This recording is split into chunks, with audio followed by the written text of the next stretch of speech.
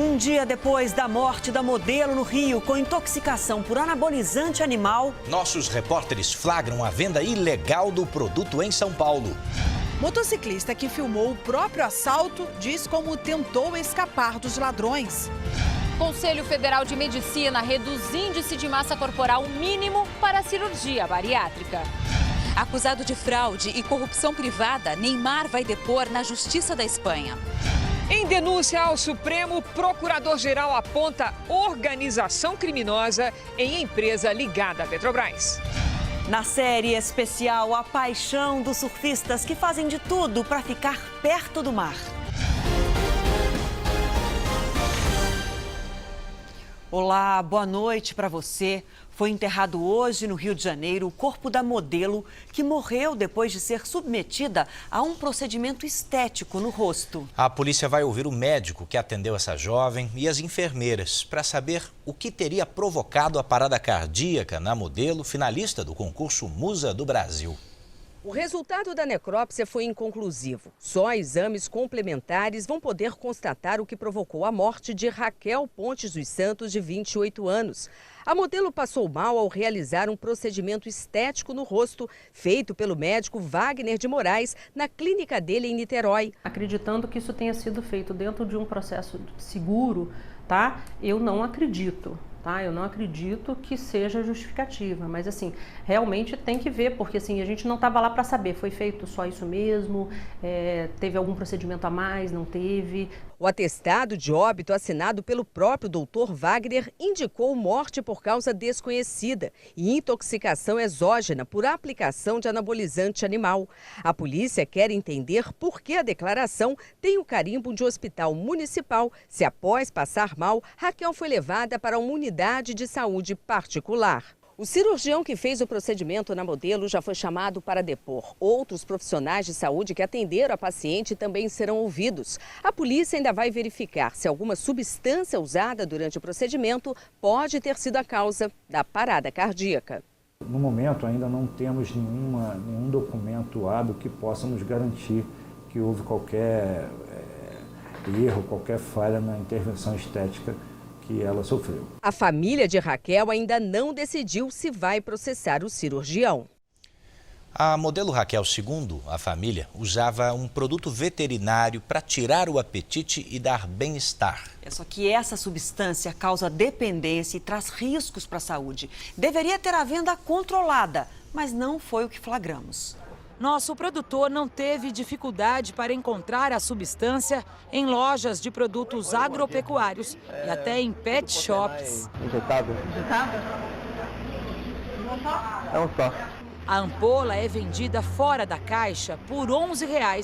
Pedimos para ver a bula, mas ninguém encontrou. Não tem. Por determinação do Ministério da Agricultura, o produto só pode ser vendido com a receita de um médico veterinário e ela deve ser obrigatoriamente retida no momento da venda. O complexo vitamínico não tem nenhuma indicação para uso humano. As doses devem ser aplicadas em animais que estejam debilitados com falta de apetite, estresse e desnutrição. A substância também é indicada para aumentar o tônus muscular e o rendimento.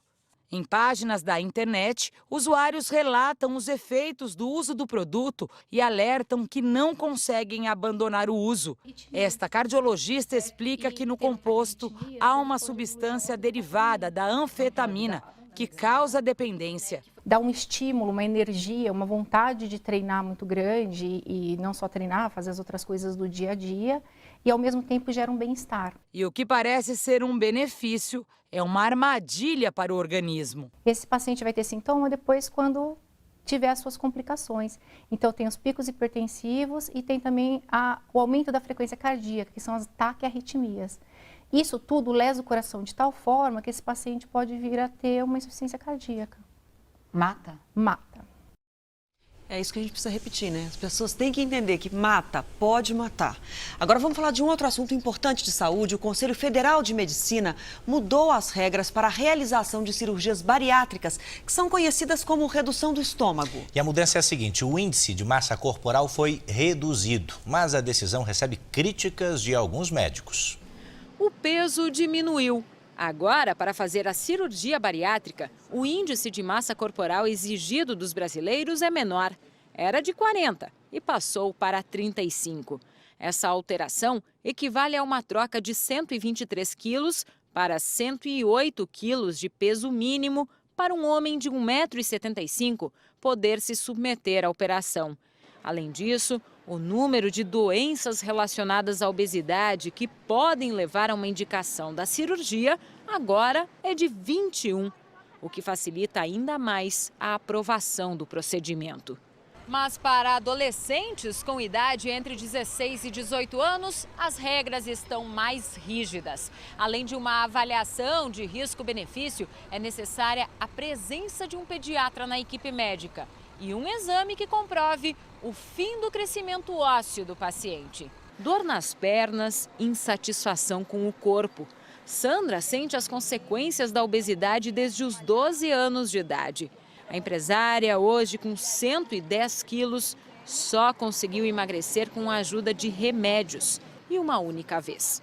Depois engravidou e nunca mais conseguiu retornar aos tão sonhados 75 quilos. Nem que eu tiver que engordar mais um pouquinho, eu vou conseguir fazer a cirurgia. Mais da metade dos brasileiros submetidos à cirurgia bariátrica volta a engordar.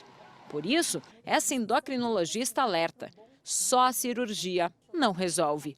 É preciso mudar os hábitos. Fazer só uma cirurgia não é resolver o problema. É um start para essa pessoa manter depois uma dieta, um exercício, uma disciplina e saber que tem tendência de engordar. A gente tem que tratar a obesidade, mas não necessariamente com uma cirurgia. A Sociedade Brasileira de Medicina Bariátrica tem uma lista com os hospitais que fazem esse tipo de cirurgia que você pode conferir no portal R7. Acesse r7.com.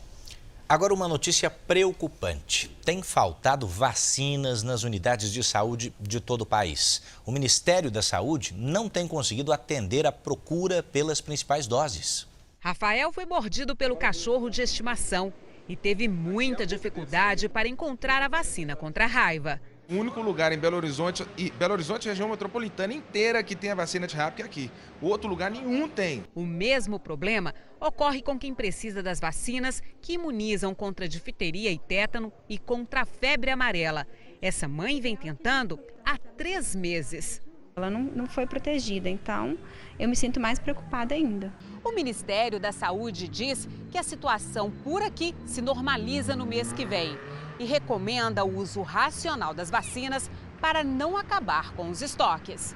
O problema atinge outros estados brasileiros. Pernambuco e Rio de Janeiro estão sem a antirrábica há um mês. Rio Grande do Sul e Santa Catarina estão com estoque para a hepatite A e B quase zerado. Goiás não tem a DTP, que previne contra difteria, tétano e coqueluche. O Ministério vem passando por uma crise de desabastecimento de alguns imunobiológicos em virtude mesmo da própria fabricação. Enquanto isso, a população espera que as vacinas cheguem logo aos postos de saúde do país. É um total descaso com a população.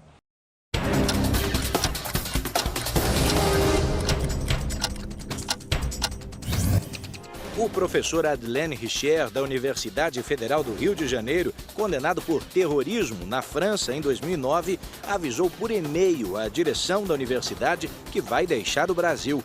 De origem argelina, Adlene teria trocado mensagens com a rede terrorista Al-Qaeda. O governo brasileiro estuda o caso. A justiça começou a ouvir as testemunhas sobre a morte de Ronei Faleiro Júnior, de 17 anos. Ele foi espancado por mais de 20 pessoas na frente do pai, na saída de uma festa, ano passado, em Charqueadas, Rio Grande do Sul. 9 suspeitos estão presos e 4 adolescentes cumprem medida socioeducativa.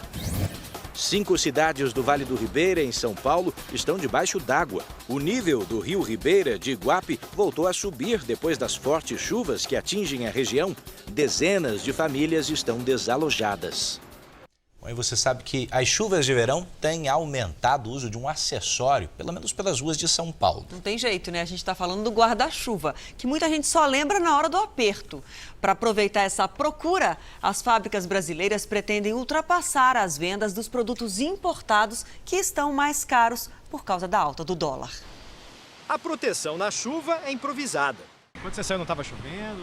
Não, na minha casa não estava. A Michele lembrou, mas não tira o guarda-chuva da bolsa por qualquer garoa. Tá fraquinho, às vezes o guarda-chuva molha, fica ruim para carregar. E eles têm também aquele outro problema.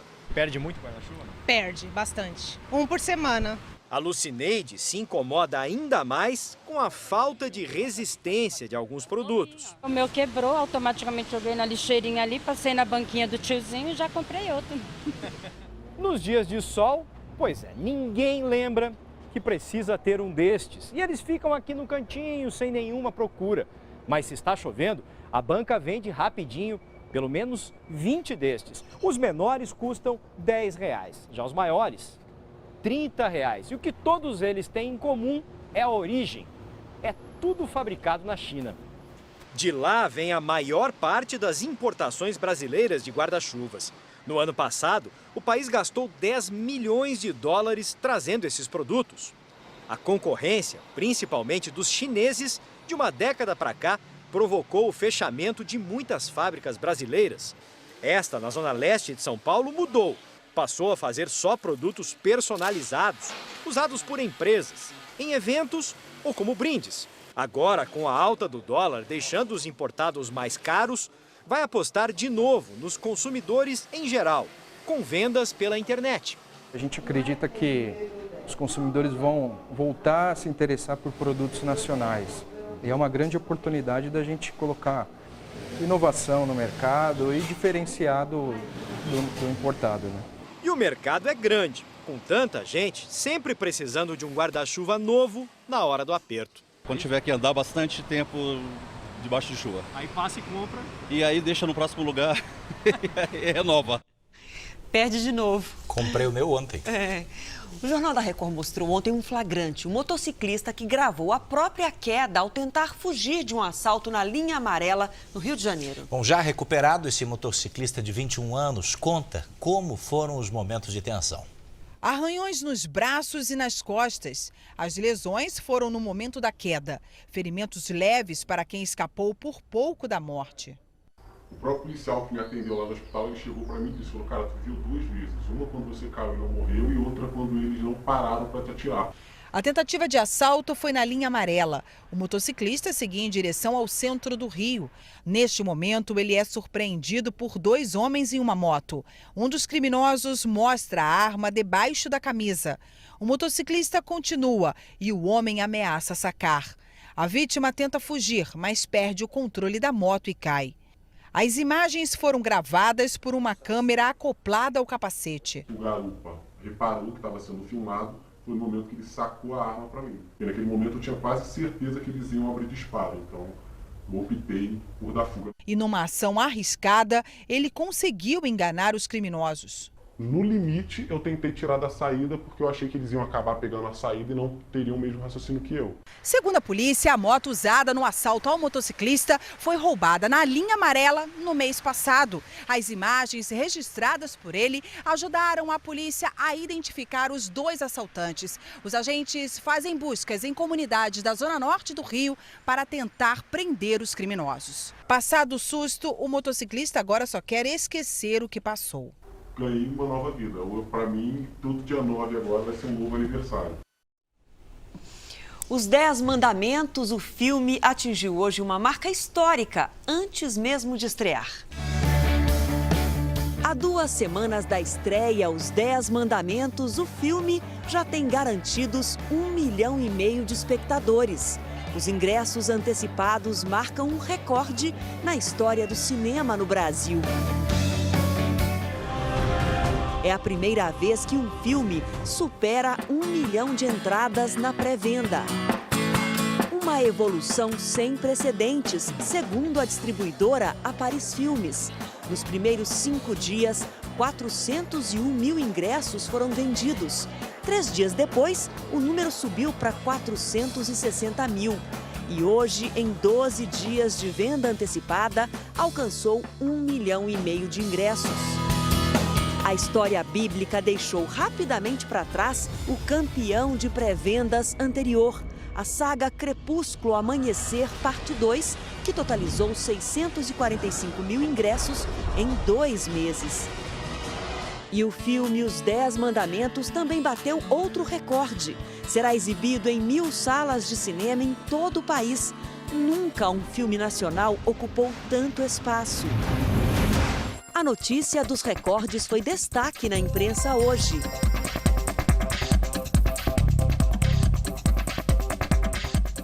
O filme será lançado no próximo dia 28.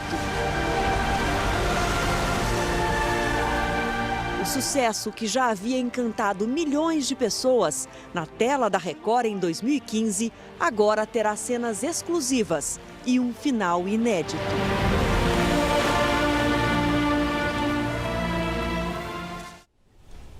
A Polícia Federal indiciou a mineradora Samarco, a Vale e a empresa que vistoria barragens pelo desastre em Mariana no passado.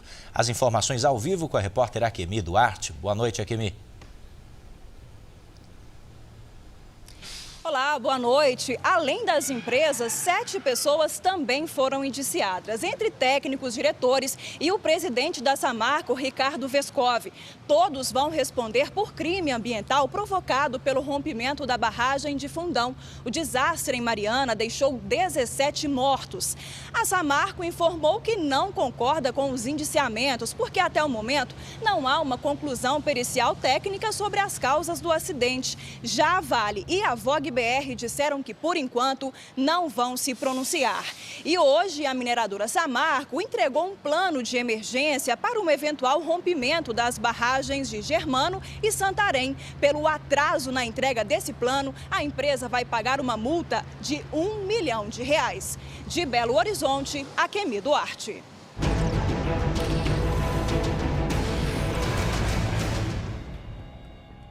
Este ciclista de 23 anos ficou ferido depois de ser atropelado e parar embaixo de uma caminhonete em Três Pontas, Minas Gerais. Ele ficou preso e os moradores usaram um macaco hidráulico para levantar o veículo até o socorro chegar. O ciclista foi levado para o hospital com pequenos ferimentos e está fora de perigo.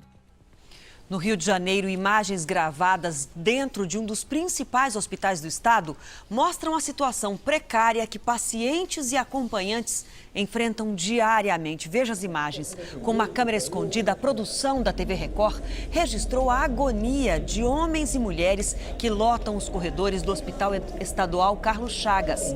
Alguns pacientes aparecem entubados, procedimento que só deveria ser realizado em CTIs. Segundo o Sindicato dos Médicos do Rio, a falta de estrutura existe há anos e acomodar pacientes no corredor é rotina na unidade. E no Recife, médicos estão denunciando o caos na saúde, isso em 7 hospitais públicos. Os próprios funcionários gravaram imagens mostrando a precariedade no atendimento. As imagens gravadas dentro de 7 unidades médicas do Recife revelam o caos da saúde pública na capital pernambucana. No Hospital Estadual Otávio de Freitas, o corredor está lotado de pacientes. Faltam leitos e um homem aguarda deitado em um papelão no piso da sala de espera. Nesta foto, tirada durante vistoria do Conselho Regional de Medicina, pacientes dividem o mesmo tubo de oxigênio. Os doentes contam que esperam mais de 24 horas para conseguir atendimento. Na maternidade estadual Barão de Lucena, há salas interditadas e equipamentos quebrados. Aqui é a acompanhante que regula o soro do familiar. Faltam enfermeiros e médicos. A situação é extremamente preocupante, né? Porque, além de tudo, existe fechamento de leitos dos municípios, unidades de saúde municipais fechando as portas, então sobrecarregando ainda os grandes hospitais. Além de preparar um dossiê com as imagens, o Conselho Regional de Medicina de Pernambuco encaminhou ao governo do estado hoje um documento indicando a interdição do setor de emergência do Hospital Otávio de Freitas, que tem capacidade para 60 pacientes, mas está com 140. Em nota, a Secretaria de Saúde de Pernambuco reconheceu o problema e disse que está fazendo um plano de ação para reabrir os leitos fechados e regularizar o abastecimento de remédios. O Procurador-Geral da República, Rodrigo Janot, disse que havia uma organização criminosa dentro da BR Distribuidora. A declaração surgiu um dia depois da divulgação de um trecho da delação do ex-diretor da Petrobras, Nestor Cerveró, que chegou a citar pela primeira vez o nome da presidente Dilma na Lava Jato. As declarações foram feitas em depoimento à Polícia Federal por Nestor Cerveró no dia 7 de dezembro passado. O ex-diretor da Petrobras, que colabora com os investigadores da Lava Jato, citou nominalmente a presidente Dilma no trecho em que menciona a influência do senador Fernando Collor de Mello sobre empresa subsidiária da Petrobras. Segundo Cerveró, Dilma teria dito que estavam à disposição de Fernando Collor a presidência e todas as diretorias da BR Distribuidora. Os possíveis reflexos políticos das declarações de Nestor Cerveró preocupam o Planalto, que não pretende se pronunciar sobre o depoimento. Recentemente, a presidente Dilma fez severas críticas ao vazamento de informações de investigações em andamento. Aqui em Brasília, Cerveró é chamado reservadamente de metralhadora giratória e já é o mais temido delator da Lava Jato. Líderes tucanos reunidos em Brasília esta semana estudam utilizar as declarações do ex-diretor da Petrobras nas ações junto ao Tribunal Superior Eleitoral que pedem a cassação da chapa Dilma Temer. Já o procurador-geral Rodrigo Janot, na denúncia encaminhada ao Supremo, declara que foi criada entre 2010 e 2014 uma organização criminosa na BR Distribuidora. A empresa teria integrado o esquema de pagamento de propina a políticos e, segundo Cerveró, estava sob influência de Collor desde o governo Lula. O advogado do senador alagoano declara que Collor não é acusado na denúncia do procurador, nem arrolado no processo, e que não comentará especulações de Rodrigo Janot. Você vai ver a seguir: terrorista que agiu no ataque em Istambul entrou na Turquia como refugiado. E ainda hoje, na nossa série especial, as pessoas que não vivem sem o surf, sem o mar, mesmo morando longe da praia, fazem de tudo para pegar uma onda.